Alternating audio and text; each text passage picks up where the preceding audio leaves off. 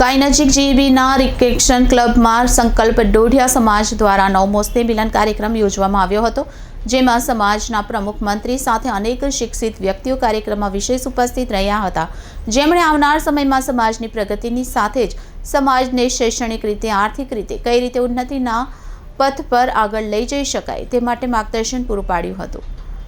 નોંધવું રહ્યું કે સમાજના નાના બાળક દ્વારા એમની સામાજિક બોલીમાં ગીતો અને સંવાદ રજૂ કરી પોતાની પ્રતિભા પ્રસ્તુત કરવામાં આવી હતી, જેમને કાર્યક્રમના આયોજકોએ ઇનામ આપી પ્રોત્સાહિત કર્યા હતા। કાર્યક્રમમાં પધારેલા દરેક મહેમાનોને પુષ્પગુચ્છની સાથે આદિવાસી પરંપરાના ફાળિયા પહેરાવી સન્માન કરવામાં આવ્યું હતું અને કોઈ પણ સમાજને કઈ રીતે પ્રગતિના પંથે લઈ જઈ શકાય અને ડોઢિયા સમાજ કઈ રીતે મેડિકલ ક્ષેત્રે, શૈક્ષણિક ક્ષેત્રે, હોસ્ટેલમાં, સ્કૂલ કોલેજમાં ભણતા વિદ્યાર્થીઓને મદદરૂપ થાય છે।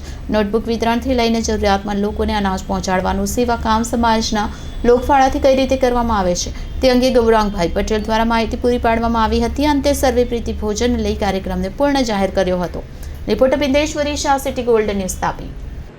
રાકેશ ડી પટેલ, સંકલ્પ ડોઢિયા ગ્રુપના ટૂંકમાં કાર્ય કરતાં કહું કે એક કાર્ય કરું છું એવું કહું તો સમાજના લોકોને આજે આ સ્નેહ મિલન દ્વારા શું સંદેશો આપવા માંગો છો? સમાજના આ સ્નેહ મિલન કાર્યક્રમથી એક જ સંદેશો કે આવી રીતે કાયમ ભેગા મળતા રહો, ભેગા મળશું ને તો કંઈ કરશું, એટલે જ તો અમે પહેલાં શરૂઆત કરી, ભેગા થવું એ શરૂઆત છે, ભેગા રહેવું એ પ્રગતિ છે, પણ ભેગા મળી કામ કરવું એ સફળતા છે। એટલે આમ બધા ભેગા થશે તો કંઈક ને કંઈક સારા વિચારો હશે, સારું કંઈક ગાઈડલાઈન મળશે। અને આજે તો ખૂબ સારું રહ્યું, કારણ કે અમારી અંદર ચીફ એન્જિનિયર અને એક્ઝિક્યુટિવ ડાયરેક્ટર સુધીના સાહેબો ભેગા રહ્યા, તે પણ ડોઢિયા સમાજ સંકલ્પના જ હતા। એટલે આવનાર પણ આવી રીતે ખૂબ સારું કાર્ય કરતા રહું અને લોકોને ગાઈડલાઈન અમને મળતી રહેશે, તેમ અમે પણ ગાઈડલાઈન કરતા રહીશું। હું ગૌરાંગ નંદુભાઈ પટેલ, હાલ રાજપીપળા ડેપ્યુટી નોકરી કરું છું।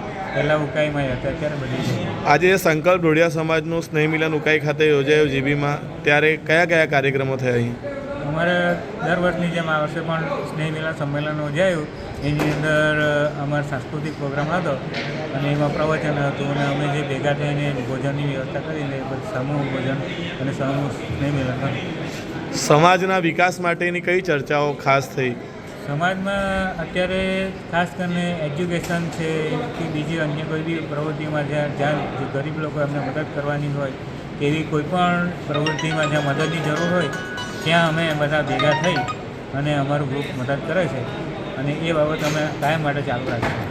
આવનારા સમયમાં સમાજ દ્વારા બીજા કયા નવા આયોજનો છે? આવનારા સમયમાં અમારું જે ગ્રુપ છે તે શિક્ષણમાં આગળ વધે અને શિક્ષણ માટે જરૂરી કોઈ પણ વસ્તુ હોય, ચોપડા ભરવા હોય કે ફી ભરવાની કે અન્ય કોઈ પણ વસ્તુ, શિક્ષણ માટે અમે સંપૂર્ણ સહકાર આપીશું।